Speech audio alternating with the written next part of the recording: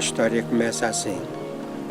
Sabe-se que o Sherlock Horne tinha na altura uma instituição de solidariedade social na Holanda, vinha regularmente passar férias a Portugal. Nessas férias ele costumava andar pelas aldeias, pelos meios rurais. Era o engraçado ele interessar-se por isso. E em 1990 veio à Fundação Bernardo Barbosa de Quadros, assistiu às refeições dos nossos utentes e ficou muito admirado com as nossas instalações e com a forma como nós tratávamos os utentes. Então perguntou como é que nós fazíamos face às despesas. E eu respondi-lhe que tínhamos a agropecuária, tínhamos plantações, tínhamos umas coisas e dentro do possível.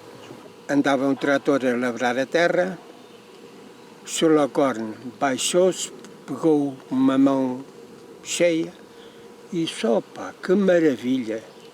Esta terra é uma maravilha, isto é esplêndido para a cultura dos mirtilos. Mirtilos, que coisa é essa? Não conheço. Não conhecia, pronto. Conversamos um bocado acerca disso e ele disse que era rentável, que era engraçado, que era um fruto assim, fruto assado, pronto. Deu uma explicação toda, eu fiz várias perguntas, ele viu que eu me interessei pelo assunto e desenvolvemos a conversa. E então fomos andando e ele disse: olha, eu pensei e vou fazer assim, vou enviar cá para Portugal 400 plantas oferecidas pela minha instituição e mando um técnico ajudar-vos, ensinar-vos e vocês vão fazer aqui um campo experimental. As plantas eram umas plantas vigorosas, bonitas, muito arranjadinhas, e o técnico, o Sr. Balmas, podava, limpava, abria a raiz do terrão do vaso, metia-se na terra, regava-se com abundância, não faltava turfa nem a água, principalmente. A nossa terra, esse verde boga, é muito boa. E foi assim que nasceu o campo experimental na Quinta do Linheiro, em Rocas de Voga.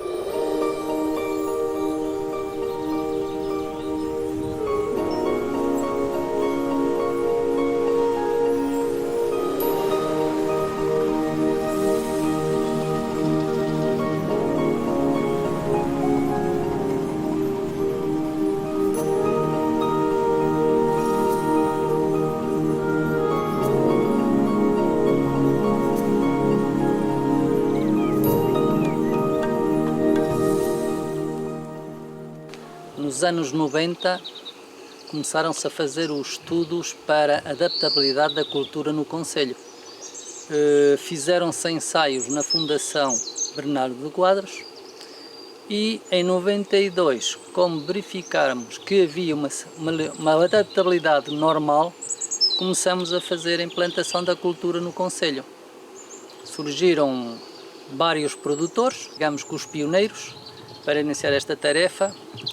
Acabamos por começar a plantar nas diversas zonas do concelho, mais alto, mais baixo, que era para ver também as primeiras experiências em estufa, se eram necessárias ou não, mas chegamos à conclusão que a estufa não adiantava muito, era uma semana, o que era irrisório para a cultura, não tinha interesse, além de acarretar outros problemas.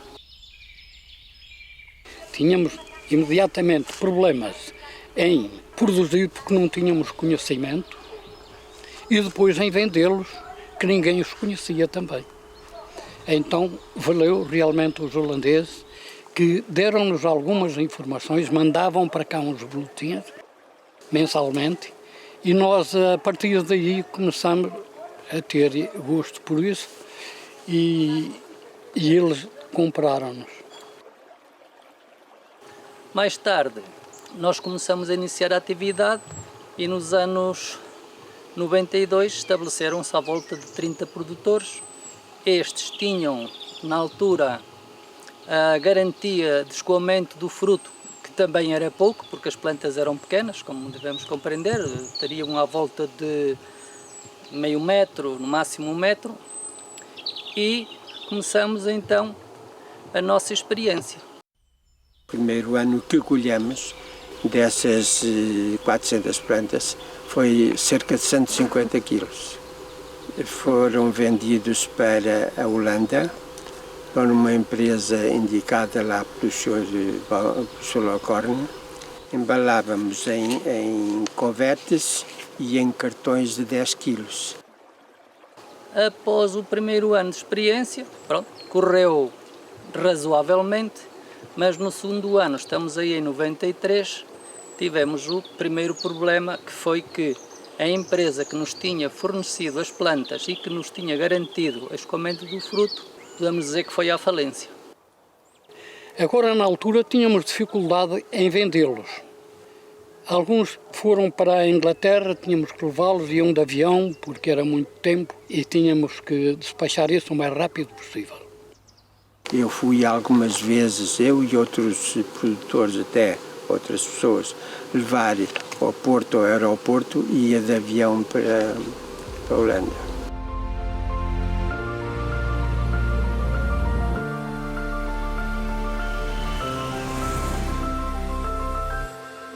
O fruto era de boa qualidade e ia bem preparado.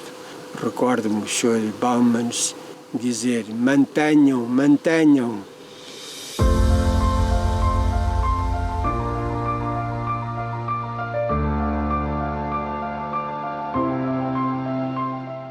Passamos a palavra aos vizinhos, aos amigos e tal, e divulgamos.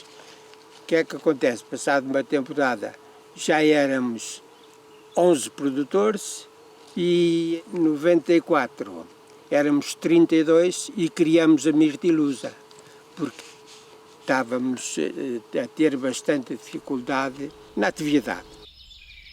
Reunimos todos os produtores da altura e adoptamos por fundar a Mirtilusa, a qual eu encetei os contactos necessários e preparamos então sim a fundação. Fizemos com 36 sócios em 94. A Mirtilusa foi criada, tivemos dificuldades de toda a espécie, mas tivemos ajudas também. A engenheira Margarida, dos Serviços de Agricultura, o engenheiro Idílio Neto, do Serviço de Agricultura de Aveiro. Tivemos ajudas e fomos evoluindo e podemos dizer que correu bem. Apesar das dificuldades, evoluímos, correu bem. Sentimos-nos felizes e orgulhosos do que fizemos. Tivemos a oportunidade de agradecer ao Sr. Locorne e ao Sr. Baumans. Foram formidáveis e a eles devemos esta iniciativa. Então os holandeses deram-nos realmente esse apoio. E mais, não tínhamos câmara para o mirtilo. E havia uma na Hortobeira que estava dedicada a começar a dedicar-se a isso, mas não deram conta do recado e eles tinham lá uma câmara que era dos holandeses. E eles então transferiram essa câmara para Saber de Voga, para a Mirtilusa. A partir daí, a Mirtilusa começou a fazer o escoamento do fruto para o exterior, pois no mercado nacional, nessa altura, era totalmente desconhecido o fruto, tirando só nas zonas turísticas, porque era onde haviam turistas dos países nórdicos que conheciam subejamente o fruto, mas nós não. E então, apesar de eu ter feito os possíveis para o mercado nacional nas grandes áreas, mas eu mesmo não tinha escoamento. Então tive que começar a trabalhar para o mercado europeu. Dirigi-me a França, Bélgica e Holanda, que ainda hoje são os nossos principais consumidores do fruto. E pronto, e foi-se criando um mercado, foram-se aumentando as explorações, o que era na altura, nos anos 90, um exclusivo no fundo quase do Concelho de Saber de Voga, porque além da experiência ter sido feita noutros distritos, as situações não avançaram. Só nós é que em Saber de Voga continuamos e mantivemos até hoje.